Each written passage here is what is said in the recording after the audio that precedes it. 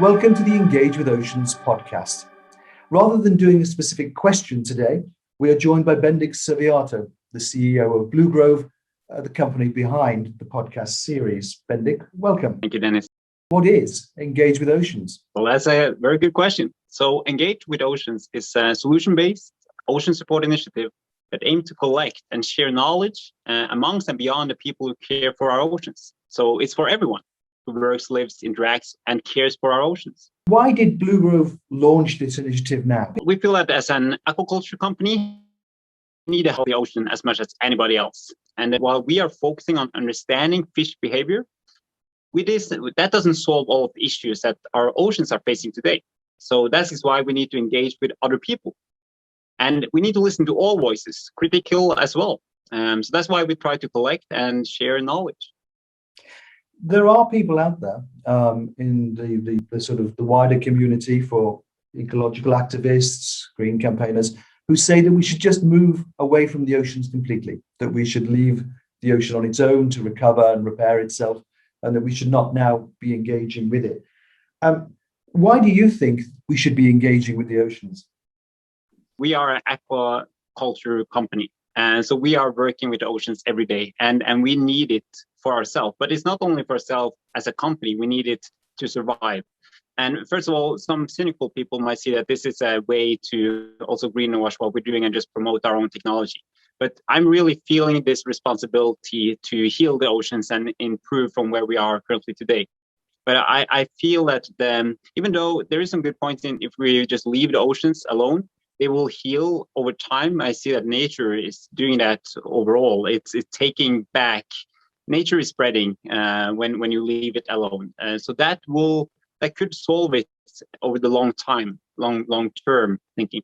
But I feel we can do more. And by engaging with the oceans, we can accelerate this. But it starts by understanding what's happening and then doing measures based on that.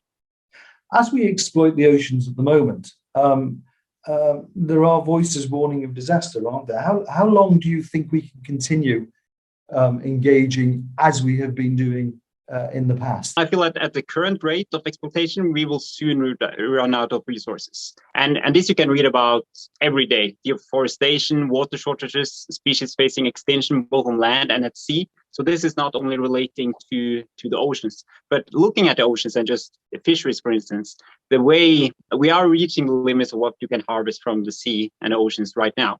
So it's basically the only area left where we're doing hunting. And hunting works well when you do it to a sustainable grade. You're not harvesting more than the nature can handle. But where we are now, we are over that capacity. So we need to act fast. So with Engage with Oceans, then, are we looking at really the start of a mission?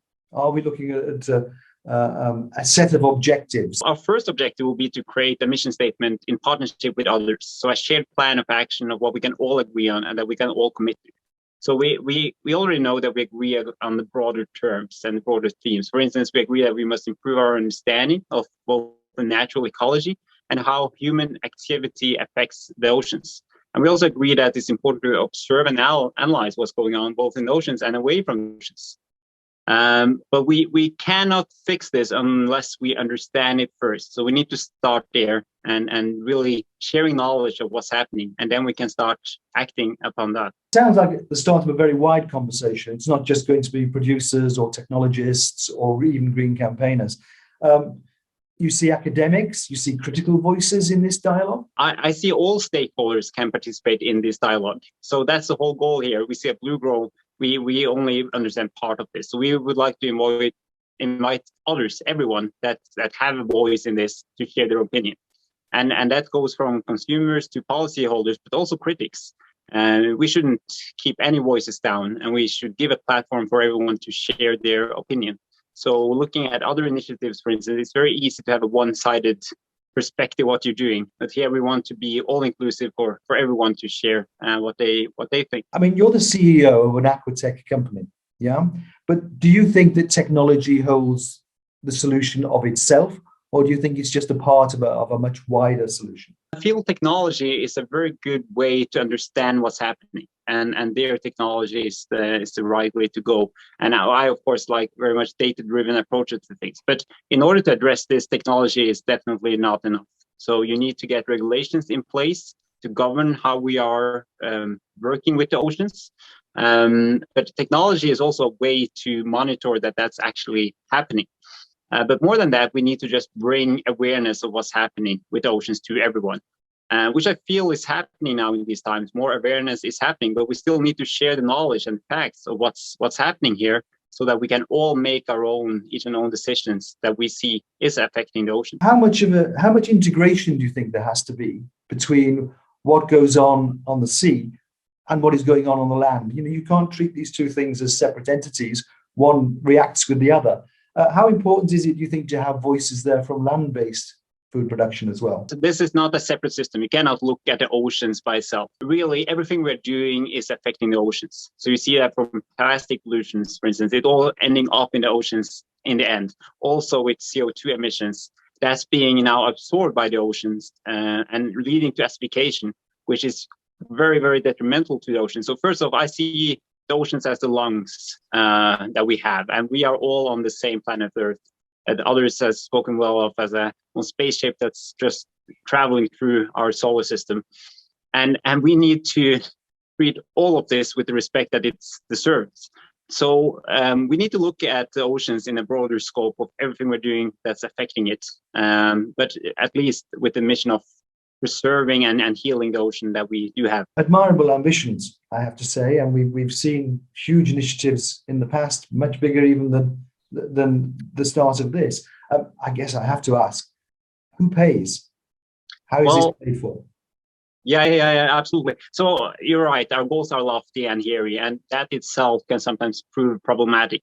And many people are skeptical of companies that set out to do what's good for the planet and the plants, animals, and the people that inhabit it. But for us, this is not just the best solution in that food production must be inclusive and sustainable over the longer term, or else we have failed as a society. So this is, in fact, the only solution. So we all need to chip in and pay to address this. Otherwise, there is no more us.